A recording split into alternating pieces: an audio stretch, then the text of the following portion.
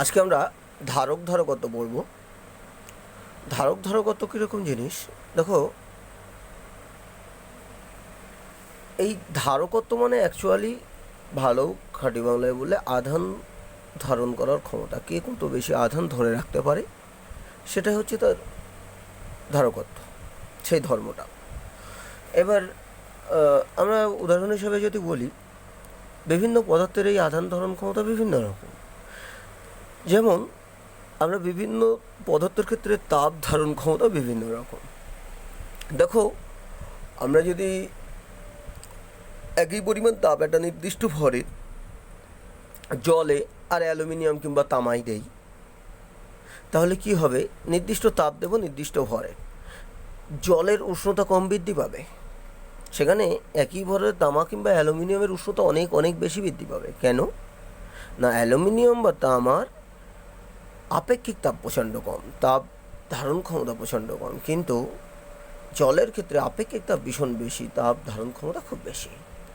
এই আপেক্ষিক তাপের মতোই এই ধারণ ক্ষমতা, তাপ ধারণ ক্ষমতার মতোই যেটা ওই দেখা যায় যে আধানের ক্ষেত্রেও এই ধারণ ক্ষমতা আছে, বিভিন্ন পদার্থের ক্ষেত্রে বিভিন্ন রকম।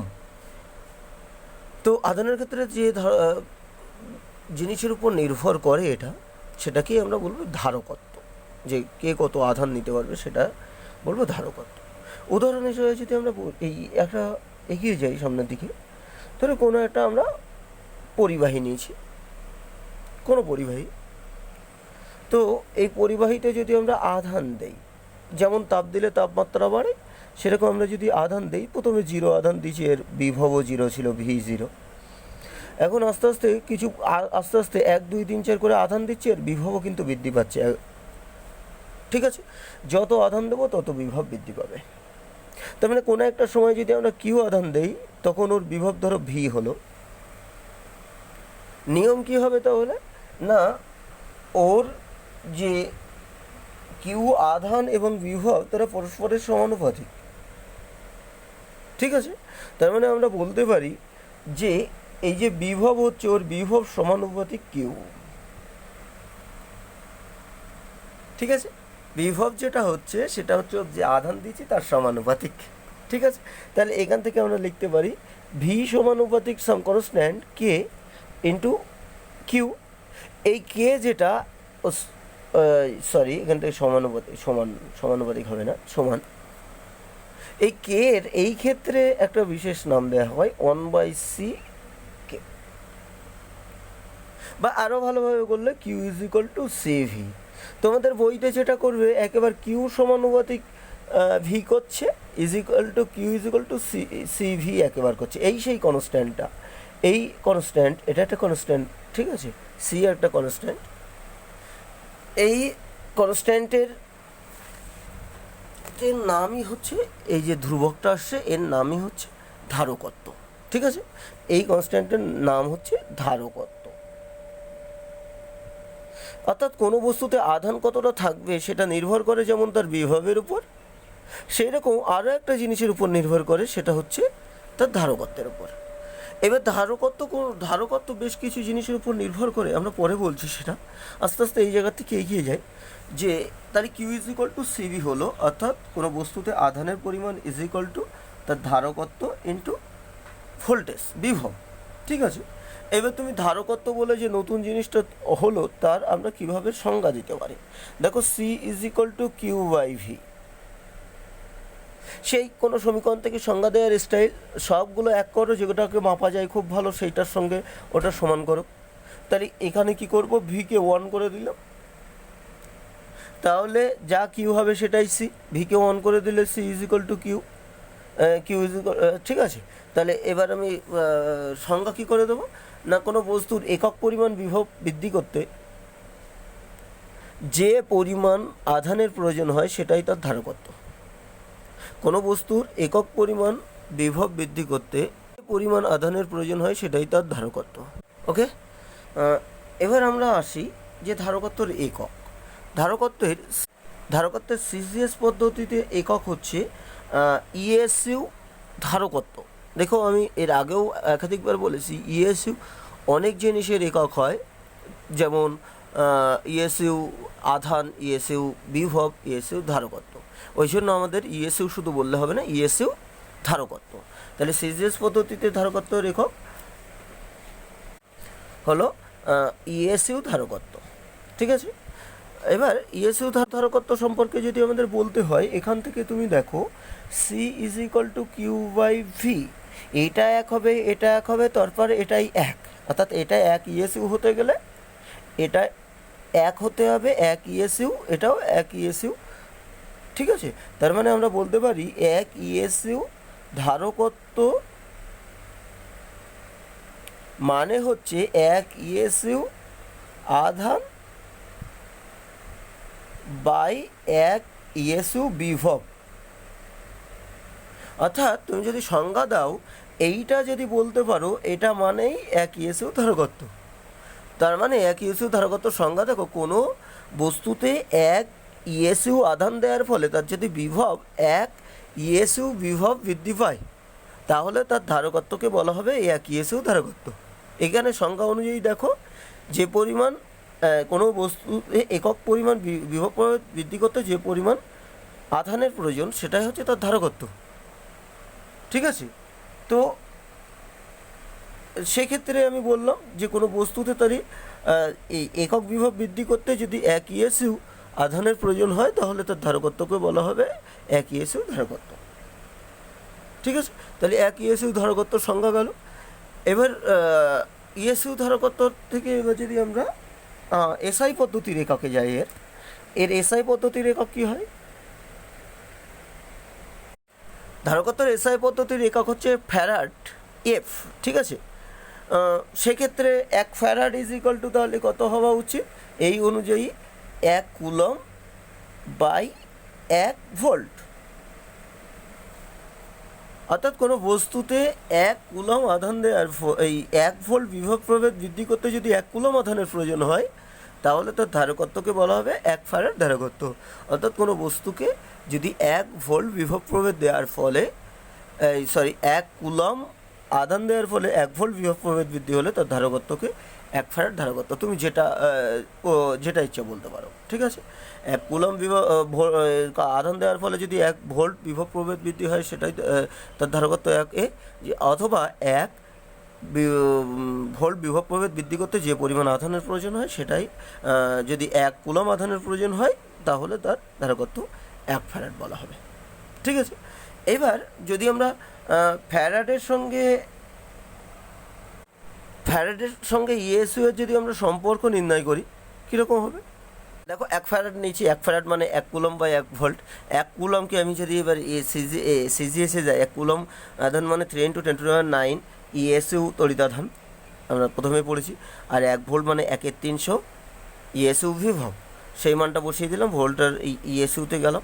এবার তুমি দেখো, এটা মানগত দিক থেকে 3 × 10⁹, আর এই 1/300টা উপরে উঠে 300 হয়ে যাবে, মানে এটা কত? এবার ইএসইউ আধান বা ইএসইউ বিভব মানে ইএসইউ ধারকত্ব। তার মানে যেটা দেখছি এক ফ্যারাড ইজ ইকুয়াল টু, এটা যদি ক্যালকুলেশন করে 9 × 10⁻11 প্রবাবলি ইএসইউ ধারকত্ব হবে।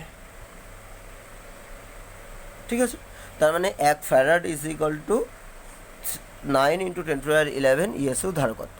মনে রাখতে হবে এটাও পরীক্ষায় মাঝে মাঝে দেয় এইটা।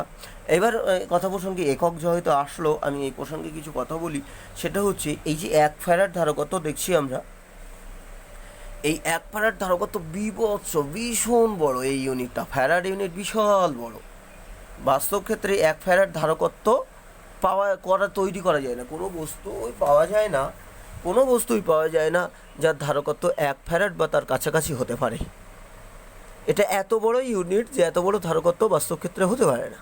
পৃথিবীর মতো বড় বস্তু হলেও তার ক্ষেত্রে এক ফ্যারাড ধারকত্ব কোনো মতেও তোমার হতেই পারে না, পৃথিবীর মতো বড় বস্তু হলে। ঠিক আছে, তাহলে এক ফ্যারাড ধারকত্ব বিশিষ্ট বস্তু পাওয়া যায় না, ফলে ফ্যারাড একক বিশাল বড় একক। তাই অঙ্ক করার ক্ষেত্রে আমাদের ফ্যারাড না করে সেক্ষেত্রে ফ্যারাডের বিভিন্ন রকম ওই ইউনিটগুলো আমরা করে নিই। যেমন প্রথম আছে এক মিউ এফ, মানে মাইক্রো ফ্যারাড, মানে 10⁻⁻6 ফ্যারাড, তাই না? মিউ এফ মানে 10⁻�6 ফ্যারাড, এটাকে ইউজ করা হয়।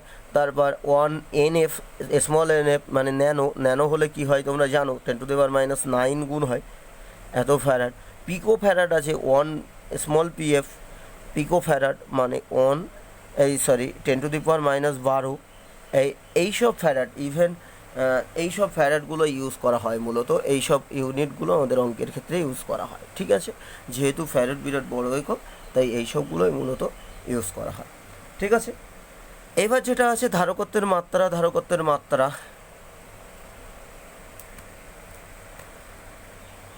নির্ণয় করতে গেলে একটা সমীকরণ দরকার হয়। সমীকরণ তো আমাদের অলরেডি হয়েই আছে, Q is equal to CV বা C is equal to Q by V.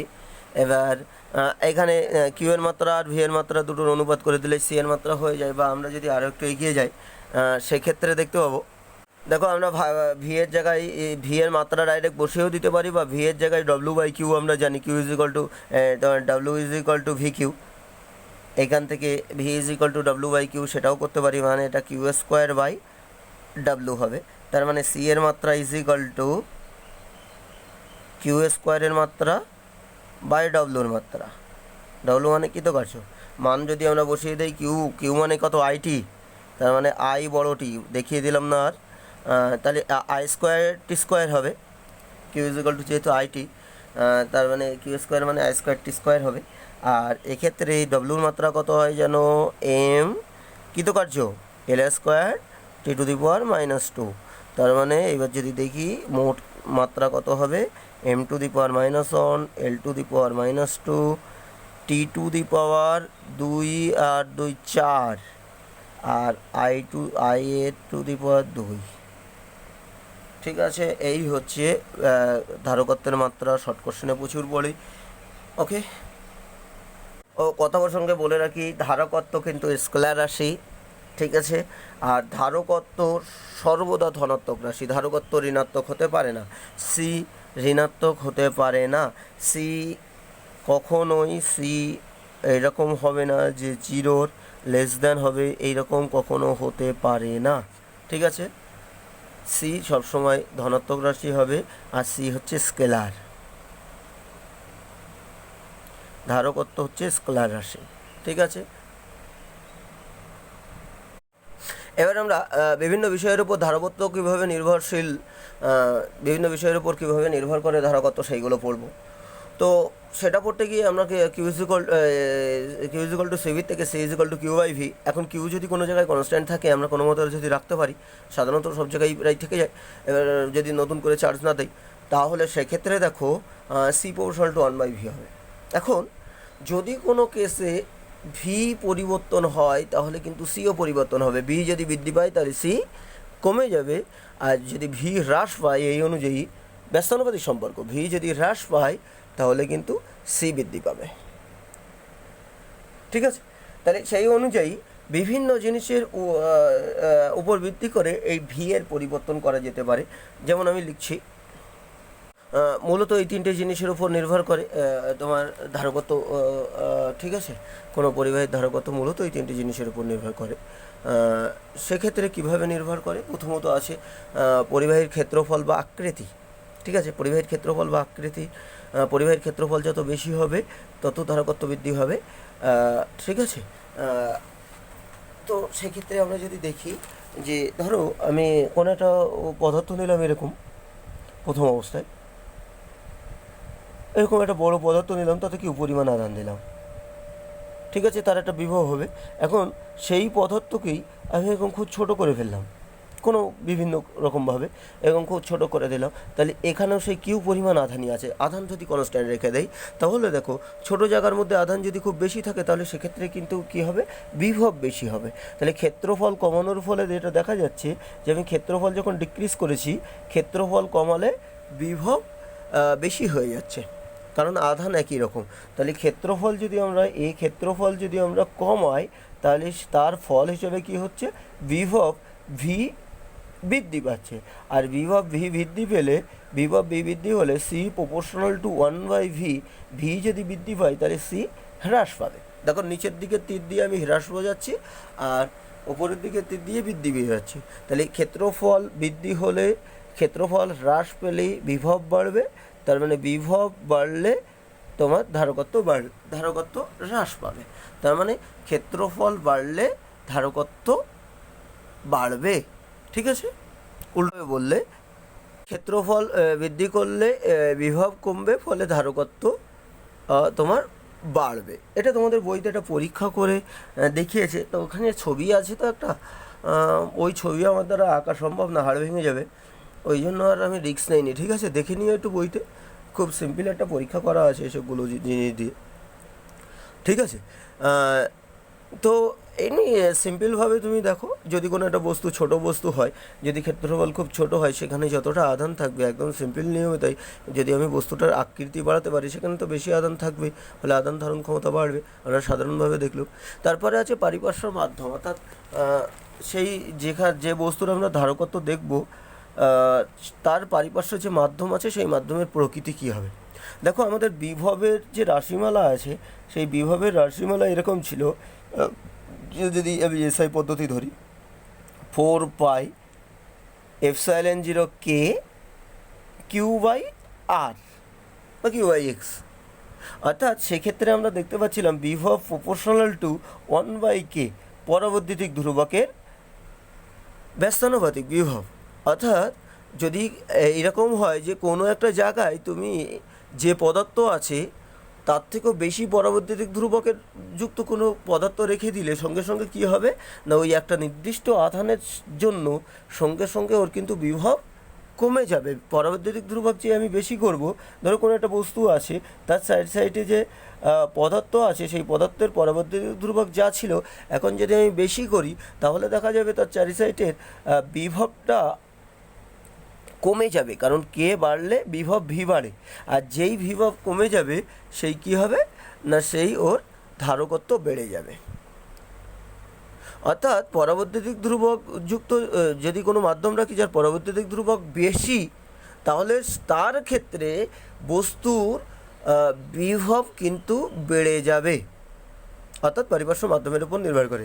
বায়ু হলে ধারকত্ব সব থেকে কম হবে, কারণ বায়ুর পরবর্তীতিক ধ্রুবক সব থেকে কম, ফলে বায়ু রাখলে বিভব সব থেকে বেশি হবে, তাই ধারকত্ব সব থেকে কম হবে। তাহলে পারিপার্শ্ব মাধ্যমের পরবর্তীতিক ধ্রুবক যত বেশি হবে, বিভব তত কম হবে, ধারকত্ব তত বাড়বে। লিখে দিয়েছি আমি, পাশের মাধ্যমের পরবর্তীতিক ধ্রুবক বেশি হলে বিভবের মান কমে, ফলে ধারকত্ব বাড়ে। ওকে, এবারে তারপরে যেটা আছে অন্যান্য পদার্থের উপস্থিতি। হয় কি, অন্যান্য পদার্থ যদি আমি রাখি কোনো একটা বস্তুতে আধান রাখার জন্য, আধান ধরে রাখার ক্ষমতা কীরকম হবে দেখা যাক। ধরো এরকম একটা বস্তুতে আমি এই মুহূর্তে কিছুটা আধান দিয়ে রেখেছি।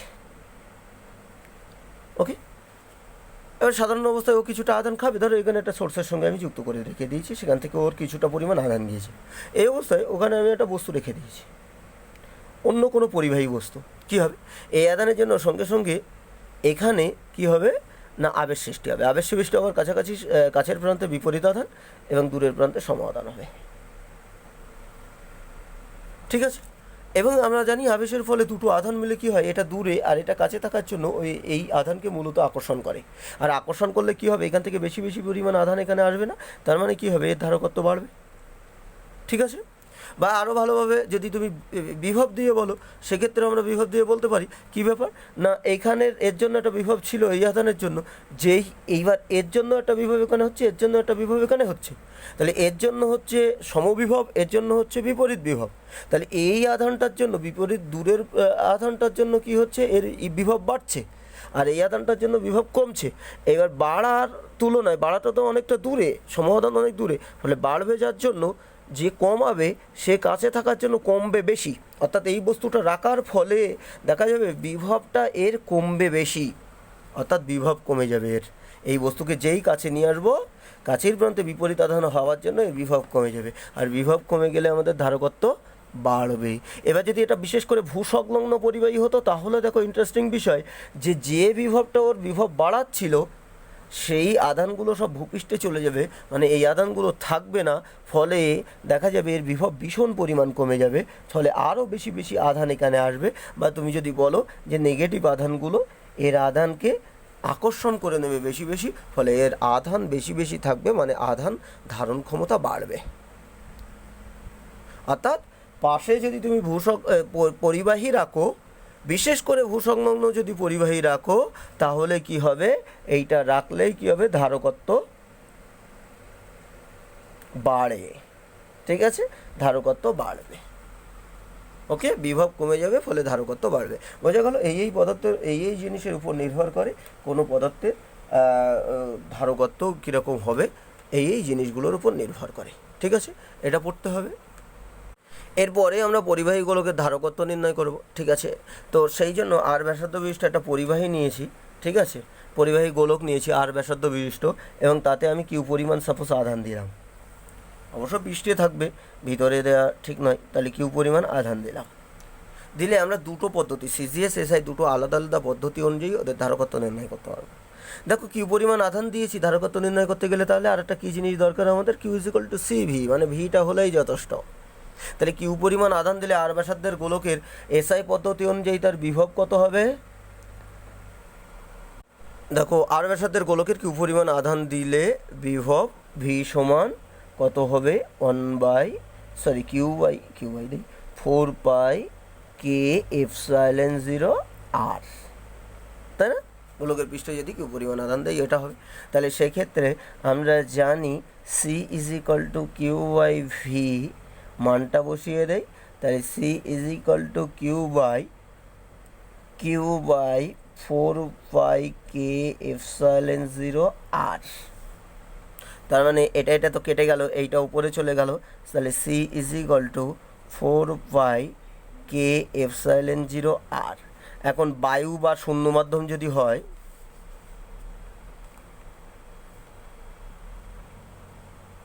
বায়ু ও শূন্য মাধ্যম যদি হয়, তাহলে কে ইজ ইকুয়াল টু 1, সেক্ষেত্রে সি কত হবে, 4 পাই এপসাইলন 0 আর, 4 পাই এপসাইলন 0 আর। ঠিক আছে, সি এর মান। তার মানে তুমি বুঝতে পারছো, 4 পাই এপসাইলন 0 এর মানটা আমরা জানি 1/9 × 10⁹। তার মানে C is equal to R by 9 × 10⁹। এটা হচ্ছে সিজিএস এসআই পদ্ধতিতে। ওকে, কিসের উপর নির্ভর করছে, গোলকের ক্ষেত্রে শুধুমাত্র আর এর উপর। এখান থেকে আমরা বলতে পারি সি প্রপোর্শনাল টু আরও, শুধু আর এর উপর নির্ভর করে, পরিবাহী গোলকের ধারকত্ব শুধু আর এর উপর নির্ভর করে। এখান থেকে আরও একটা জিনিস আমরা বলতে পারি যে পৃথিবীর ধারকত্ব যদি আমরা নির্ণয় করতে চাই, তাহলে সেক্ষেত্রে কত হবে, আর এর মান তুমি এখানে বসিয়ে দাও। পৃথিবীর ধারকত্ব যদি আমরা নির্ণয় করি, পৃথিবীর ক্ষেত্রে সি ইজ ইকুয়াল টু আর মানে 6400 কিলোমিটার, 6400 কিলোমিটারকে মিটার করলে 10⁻³ আর এটা 9 × 10⁹ এত ফ্যারাড হবে। এবং যেটা একের অনেক কম, সেটা কত হচ্ছে, মূলত ধরো 711 × 10⁻, এরকম 711 × 10⁻⁻6, এত ছোট, মানে 711 মিউএফ, ফ্যারাড তো নয়, ফ্যারাডের থেকে অনেক কম, 711 × 10⁻⁶। ঠিক আছে, ভীষণ ছোট, এত তোমার ফ্যারাড মানে 711 মিউএফ, 10⁻⁶ ফ্যারাড মানে মিউএফ। ঠিক আছে, এবার তুমি সিজিএস পদ্ধতিতে যদি করো, তাহলে সিজিএস পদ্ধতিতে সেই একই সত্য যদি আমরা করি, তাহলে ভি ইজ ইকুয়াল টু কত হবে, কিউ বাই কে আর। তাহলে সেক্ষেত্রে সি ইজ ইকুয়াল টু কত হবে, Q by K R, Q by V এর মানে এটা, কিউ কেটে গেল। দেখো, C is equal to K R. বায়ু যদি হয়, বায়ু বা শূন্য মাধ্যম যদি হয়, তাহলে সেক্ষেত্রে কে ইজ ইকুয়াল টু 1 বসিয়ে দিয়ে দেখো সি ইজ ইকুয়াল টু আর। এটাও মাঝে মাঝে প্রমাণ দেয় যে কোনো পরিবাহী গোলকের ক্ষেত্রে প্রমাণ করো তার ধারকত্ব ব্যাসার্ধের সঙ্গে সমান, তাই না? ব্যাসার্ধের সঙ্গে সমান হচ্ছে। ওকে, তারপরে তোমাকে সিজিএস পদ্ধতিতে যদি দিয়ে দেয় যে সংখ্যাগত মান, এটা অবশ্যই, কারণ ব্যাসার্ধ আর ধারকত্ব দুটো একই রাশি তো নয়, সংখ্যাগত মান যদি দিয়ে দেয় 100 সেন্টিমিটার কোনো ব্যাসার্ধ বিশিষ্ট গোলকের ধারকত্ব কত হবে বলো তো, 100 ইএসইউ ধারকত্ব, 100 ইএসইউ ধারকত্ব। ঠিক আছে, তো এটা তোমার দিয়ে দেয়, তাহলে এই সি ইজ ইকুয়াল টু আর প্রমাণ করতে দিলে কিন্তু আমাদের সিজিএস ধরে করাই বেটার, সিজিএস ধরে করতে পারবো, C is equal to R. Okay, even এই যে ধারকত্ব বললাম 100 সেমি হলে তার ধারকত্ব হয় 100 ইএসইউ ধারকত্ব।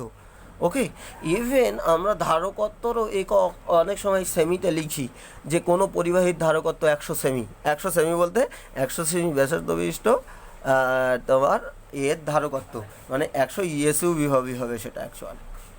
ঠিক আছে, তাহলে ধারকত্ব অনেক সময় সেমিতে কিন্তু দেখায়। ঠিক আছে, তার মানে সেমিতে কেন দেখায় না, ধারকত্ব আর তোমার ব্যাসার্ধ সংখ্যাগত মান সমান, ওই জন্য। ঠিক আছে, এছাড়াও এখান থেকে আমরা একটা জিনিস করতে পারি যে 1 ফ্যারাড ধারকত্ব বিশিষ্ট কোনো বস্তু তৈরি করা সম্ভব কি? কোশ্চেন পড়ে মাঝে মাঝে, দেখো কোশ্চেন হচ্ছে 1 ফ্যারাড ধারকত্ব বিশিষ্ট কোনো বস্তু তৈরি করা কি সম্ভব? তাহলে সেক্ষেত্রে আমি তৈরি করা সম্ভব আমি যদি ধরে নিই, তাহলে সি ইজ ইকুয়াল টু 4πε0 আর সি এর মান বসিয়ে দাও 1 ফ্যারাড। ঠিক আছে, 4πε0 আর, তাহলে এখান থেকে তুমি যদি আর বার করো দেখো কত হবে, এখান থেকে আর বার করলে হচ্ছে 1/4πε0 ঠিক আছে, 9 × 10⁹ এত, আর এর একক কী হবে, এসআই ধরে করেছি মানে এটা হবে মিটার।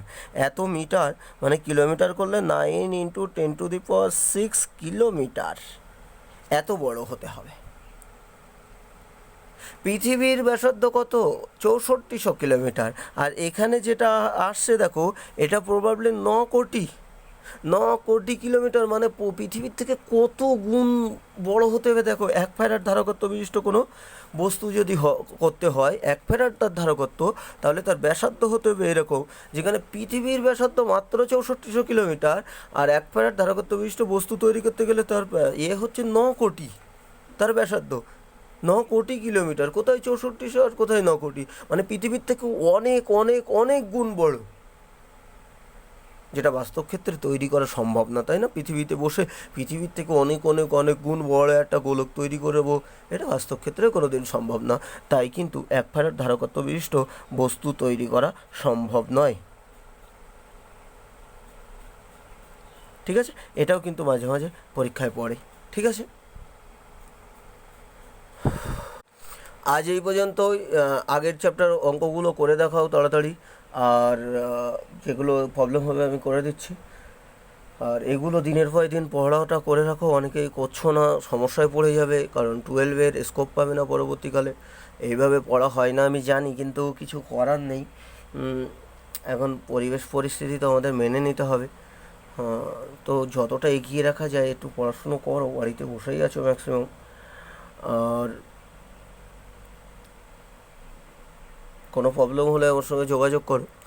এই যেগুলো দেয়া আছে, এই রাফ ওয়ার্কগুলো, এগুলো তোমাদের কাজে লাগতে পারে, ওই জন্য আমি ওই ইউটিউবের ডেসক্রিপশন বক্সে বা হোয়াটসঅ্যাপে দিয়ে দেবো, ওখান থেকে দেখে নিও।